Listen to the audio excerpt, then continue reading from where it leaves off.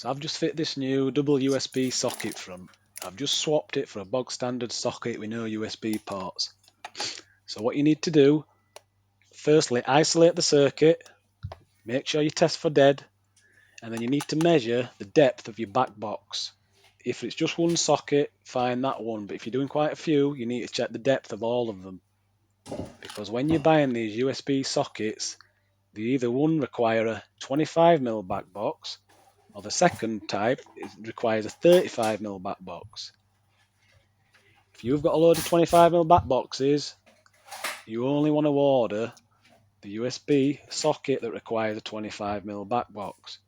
If you've got 35mm back boxes fitted, you can order either because they'll both fit. If there's a specific brand or style that you really want that socket, but it requires a 35mm back box, then you've got 25mm back box. You're going to have to disconnect the wires, remove the back box from the wall, chase back 10mm to fit a new 35mm box. It's quite a big job. So I just personally go for the socket to fit your back box. So dead easy to fit. Just make sure you've isolated the circuit. Make sure you've tested for dead. When you're connecting up, make sure your termination's nice and tight, no exposed coppers, and that's it. Fit it back to the wall on your back box, and it's as easy as that, yeah? So if there's any questions, just drop them in comments and I'll answer them. And thanks for watching.